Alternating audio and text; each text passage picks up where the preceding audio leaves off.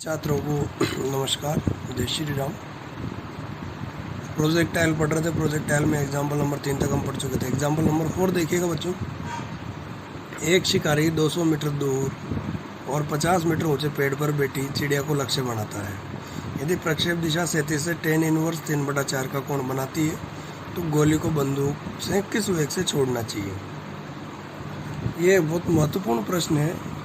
तो कोऑर्डिनेट का यूज़ करना पड़ेगा इसमें आपको थोड़ा सा। अब देखिएगा, यहाँ पर बिंदु ओ पर बिंदु, यहाँ शिकारी, बिंदु ए पर चिड़िया बैठी हुई है। यहाँ पर यहाँ से शिकारी अपनी बंदूक चलाता है। 200 मीटर दूर बैठी चिड़िया, यानी कि हॉरिजॉन्टल डिस्टेंस उसकी 200 मीटर है। 50 मीटर ऊपर पेड़ पर बैठी है, यानी कि ये हो गया इस बिंदु का कोऑर्डिनेट। यदि मैं निकालना चाहूँ तो होगा 200,50 x, y से 200,50। किस कोण पर? तो कोण दे रखा tan इनवर्स 3/4। अल्फा की वैल्यू दे रखी है आपको tan इनवर्स 3/4। गोली का वेग u मान लिया, जो हमें ज्ञात करना है। तो चूँकि अल्फा बराबर है हमारे पास 3/4, तो tan ऑफ अल्फा बराबर हो गया 3/4। अल्फा बराबर tan इनवर्स 3/4, तो tan अल्फा बराबर 3/4। यहाँ से देखिएगा, क्योंकि मुझे पता है कि वेग का क्षैतिज घटक कोस होता है, ऊर्ध्व घटक साइन होता है, तो इससे मैं साइन और कोस की वैल्यू निकालूंगा। तो त्रिकोणमिति की सर्वसमीका 1 + tan स्क्वायर अल्फा बराबर sec स्क्वायर अल्फा से 1 + tan स्क्वायर अल्फा की tan अल्फा की वैल्यू 3/4 का स्क्वायर कर दिया। दैट इज sec अल्फा = 5/4, और sec का अपोजिट उल्टा होता है कोस, तो sec का अपोजिट हो गया 4/5। कोस अल्फा बराबर 4/5। तो देखो, चूंकि ये वाला बिंदु ए जो है, ये बिंदु ए, ये प्रक्षेप्य पथ पर स्थित है। प्रक्षेप्य पथ पर स्थित है तो ये प्रक्षेप्य पथ के समीकरण को संतुष्ट करेगा। ये देखिए, आप प्रक्षेप्य पथ पर स्थित है, पूरे पे प्रक्षेप्य पथ पर ही है, ओ भी है, ए भी है, तो प्रक्षेप्य पथ के समीकरण को संतुष्ट करेगा। प्रक्षेप्य पथ के समीकरण को संतुष्ट करेगा तो प्रक्षेप्य पथ के समीकरण का यूज़ करेंगे। y = x tan alpha - jx² / 2u² cos² alpha. इस प्रक्षेप्य पथ के समीकरण है, इसको संतुष्ट करेगा। देखिएगा, तो y की वैल्यू 50, x की वैल्यू 200, tan अल्फा - gx² यानी 200 का square 2u² cos² alpha sin 4/5। Cos alpha की वैल्यू 4/5 है, 4/5 का whole square. Then short out किया तो u की वैल्यू हमारे पास आई 55.36 मीटर पर second. That is answer. Example number 5 की बात करते हैं। एग्जाम्पल नंबर 5 बहुत ज़्यादा महत्वपूर्ण है समझने की दृष्टि से और एग्ज़ाम की दृष्टि से भी। यहाँ पर आपको कोऑर्डिनेट और मैथमेटिक को थोड़ा समझना पड़ेगा।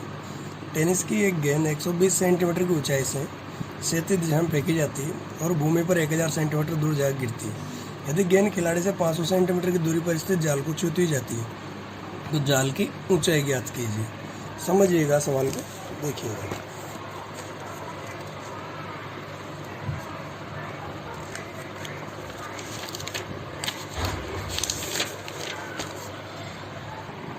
तो एग्जाम्पल नंबर 5 देखिएगा कि 120 सेंटीमीटर की ऊंचाई से, ये ऊंचाई ले ली मैंने, ये ऊंचाई है 120 सेंटीमीटर। कितनी ऊंचाई है? 120 सेंटीमीटर। 120 सेंटीमीटर की ऊंचाई से यहाँ से ये मूल बिंदु हो गया 0,0, यहाँ से गति प्रारंभ हो रही। यहाँ से 500 मीटर दूर जाल लगा हुआ, ये जाल रहा, ठीक है, जाल रहा। तो यहाँ से एक टेनिस की गेंद को हिट किया जाता है यू वेग से क्षैतिज दिशा में, तो जाल को छूती हुई जाती है। जाल को छूती हुई चली गई और कितनी दूरी पर गई? 1000 मीटर दूर। तो यदि मैं इसको मूल बिंदु मानता हूँ तो ये डिस्टेंस तो होगा 1000, यानी एक्स कोऑर्डिनेट तो बिंदु ए का कोऑर्डिनेट में एक्स कोऑर्डिनेट 1000 आ गया, और वाई कोऑर्डिनेट क्या आएगा? माइनस का एक्स। इसे मैंने पहले भी आपको समझाया था कि इसको मूल बिंदु माने तो वाई माइनस में जाएगा। इसके बाद देखते हैं कि जाल की ऊंचाई मैंने मानी h। तो यहाँ देखिएगा, बिंदु P जहाँ पर बॉल जाल को छू कर गई है, इसके कोऑर्डिनेट, एक्स कोऑर्डिनेट तो 500 आ गया, ठीक है। वाई कोऑर्डिनेट क्या होगा? वाई कोऑर्डिनेट के लिए आप देखिएगा कि एक्स कोऑर्डिनेट तो था 500, तो वाई कोऑर्डिनेट में ये यहाँ से नीचे आई, ठीक है, और ये जाल है यहाँ पर h ऊंचाई ऊपर, ये h ऊंचाई है। तो फिर ये कितनी बची? ये बची 120 - h, क्योंकि टोटल 120 थी, तो 120 माइनस एच बची, लेकिन ये किधर है, मूल बिंदु से नीचे की ओर, तो ये काय में आएगी माइनस में। तो ये इसका कोऑर्डिनेट वाई कोऑर्डिनेट होगा माइनस का 120 माइनस एच। तो जाल का कोऑर्डिनेट, जाल का बिंदु पी का कोऑर्डिनेट क्या हो गया 500 कोमा माइनस का 120 माइनस एच। ये आपको समझ में आ जाना चाहिए। इसके बाद देखिएगा अल्फा बराबर हमारे पास 0 है क्योंकि क्षैतिज दिशा मारी गई है। अब बिंदु ए जो था वो प्रक्षेप्य पथ पे है, तो प्रक्षेप्य पथ की समीकरण लगाएंगे। प्रक्षेप्य पथ की समीकरण से वाई की वैल्यू हो गई माइनस का 120, 1000 10 0, देन वैल्यू पुट की तो यू की वैल्यू आ गई 63.933 सेंटीमीटर पर सेकंड। अब अगेन देखते हैं बिंदु पी जो जाल का पॉइंट था वो भी प्रक्षेप्य पथ पे था, तो ये प्रक्षेप्य पथ के समीकरण को संतुष्ट करेगा। तो प्रक्षेप्य पथ के समीकरण में यदि इस वैल्यू को हम लोग पुट कर देते हैं, देखिएगा तो माइनस का 120 माइनस एच 500 10 अल्फा रखने से एच की वैल्यू कितनी आ गई 90 मीटर। ठीक है, तो ये एग्जाम्पल नंबर 5 था, बहुत महत्वपूर्ण था, समझिएगा। जहाँ समझ में नहीं आया एक बार पूछिएगा। एग्जाम्पल नंबर 6 की बात करते हैं। एक प्रक्षेपक को 150 मीटर ऊंची पहाड़ी से 180 मीटर पर सेकंड वेग से 30 डिग्री के उन्नत कोण पर छोड़ा जाता है। उन्नत कोण यानी ऊपर की तरफ, 30 डिग्री ऊपर की तरफ, पहाड़ी से ऊपर की तरफ। तो भूमि से अधिकतम ऊंचाई जहाँ प्रक्षेप पहुँचता है, प्रक्षेपक बिंदु 37 दूरी जहाँ प्रक्षेप भूमि पर टकराएगा। आपको ये चीज़ ज्ञात करनी है। देखिएगा ये रहा, इसको देखते हैं हम।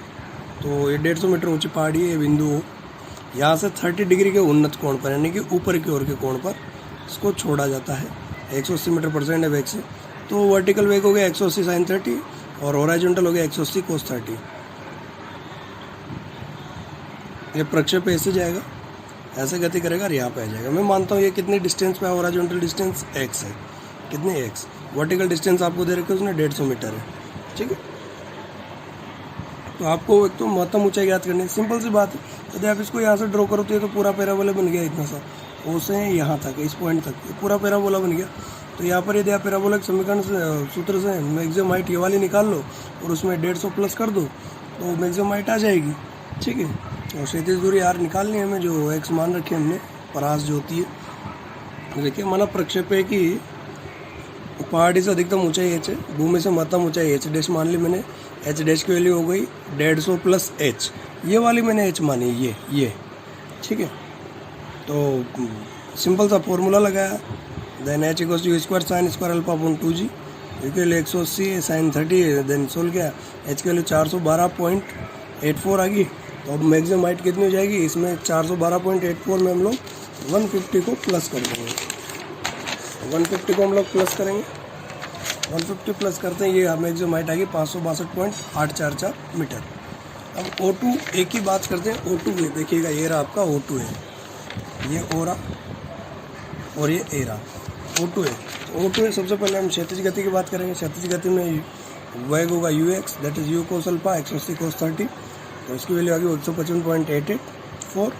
f की वैल्यू 0 होती है, क्षैतिज गति में त्वरण 0 होता है। हमें s निकालना है, जो हमने x माना है, टाइम t हमें पता नहीं है। देन सेकंड इक्वेशन लगा, s equals to ut plus half of 50 square से s इक्वल्स टू 155.844 t आ गया। देन O2 है, वर्टिकल गति लेंगे, वो गति की डायरेक्शन नीचे की ओर लेंगे।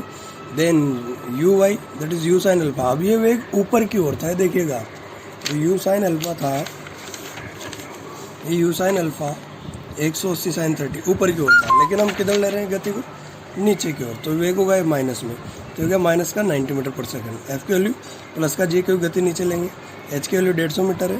देन सेकंड इक्वेशन लगाई, सेकंड इक्वेशन से क्वाड्रेटिक इक्वेशन मिली, क्वाड्रेटिक इक्वेशन को हमने सोल्व किया, क्वाड्रेटिक को सोल्व किया तो टी की वैल्यू आ गई 19.905 सेकंड। एंड इसको इक्वेशन फर्स्ट में रखा तो एस की वैल्यू आ गई हमारे पास, एस बराबर यानी कि एक्स बराबर 3102.87 मीटर।